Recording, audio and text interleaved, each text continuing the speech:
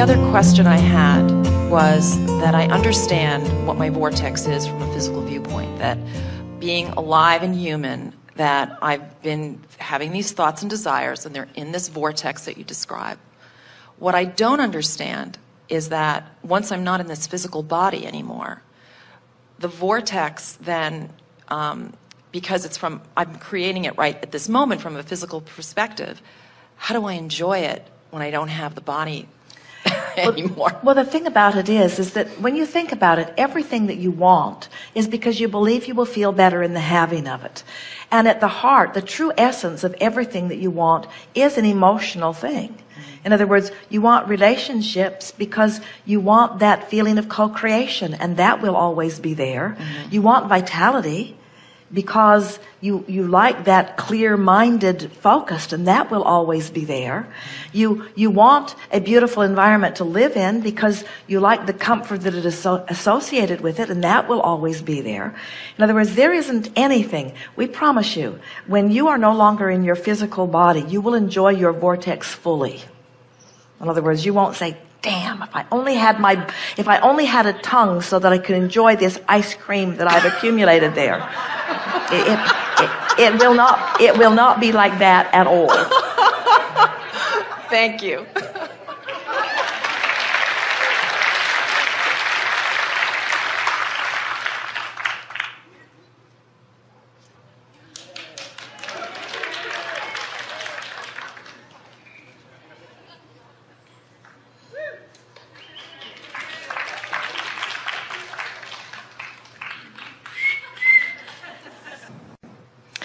I've had many, many very exhilarating experiences. And one when I was in Paris a couple of years ago. Get in there a little. Get in there. And when I was in Paris a couple of years ago, I had this experience on the metro, riding the train.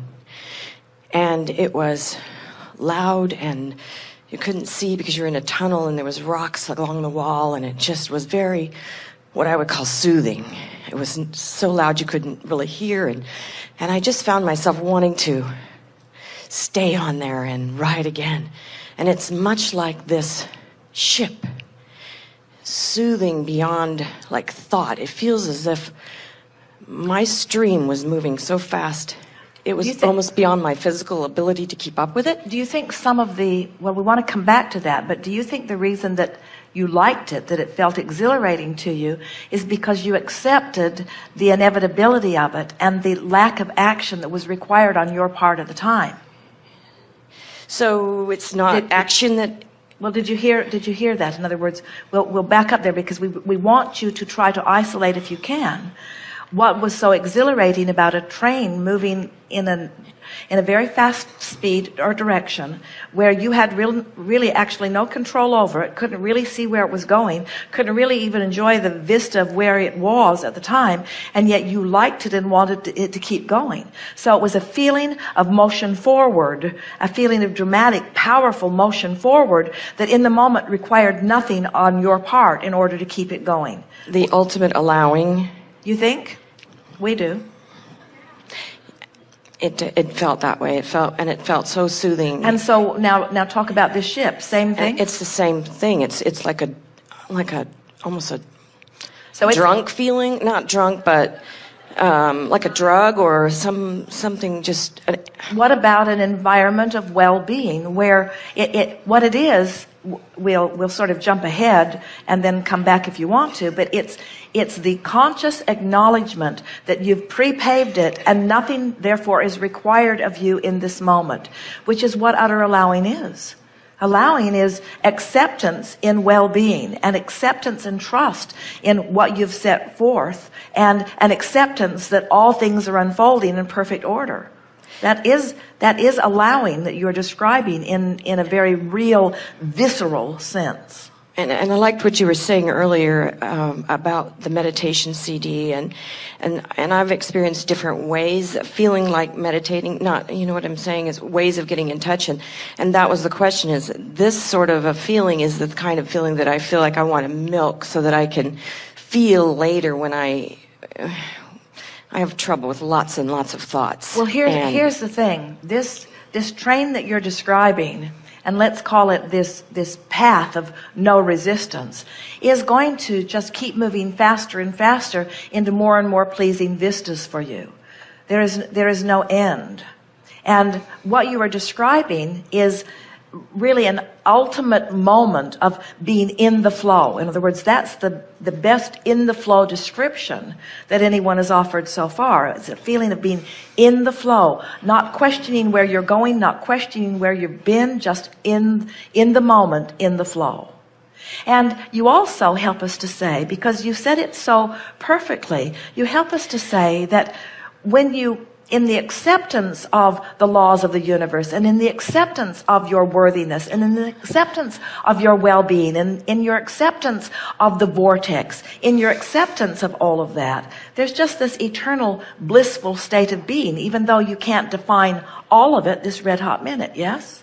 And that you were starting to go there. What do you mean you have so many thoughts? People have discussed this earlier about the peanut gallery, and we mean that in the nicest way.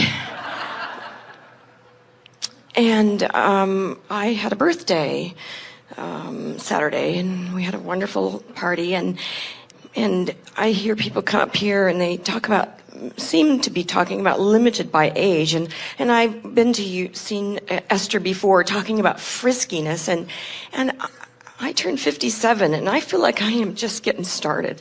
And I mean that literally. I'm not bound by age whatsoever. I can't tell you how exciting it is. Yes. Good. Really good. I want to skip and jump and play and look like an idiot, I guess, by other people's standards. And this has been a glorious opportunity to practice that, because... Well, what happens is, and you're really right on the right path, but you really, in order to really keep your train moving and keep it moving faster and keep enjoying the ride, you really have to factor out anyone else's opinion of what you're doing on that train, because they'll get you stuck in a tunnel if they can. Yes. They don't mean to. They don't mean to. But and so when you understand that your limitlessness is because you're keeping yourself free in your own thought, and you can't be free in your own thought when you are even aware of the opinions of others. So just factor them out, because you see, you know, you have all of the pieces in place. You know that nothing is relevant except what you've put in your vortex and your relationship with it. Anybody else's opinion of it is irrelevant. And so what you're in the process of doing is taking yourself out of the competition. And eventually you'll stop telling us how old you are in the process too.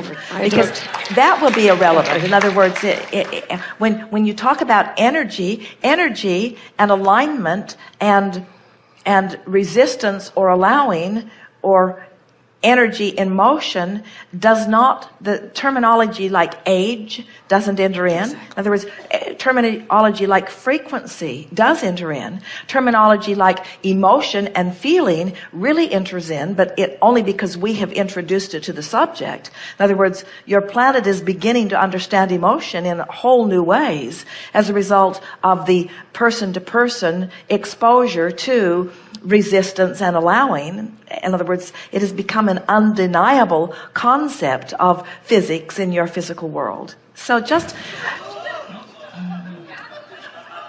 Wasn't that great? Just a whale. Tried to jump a log.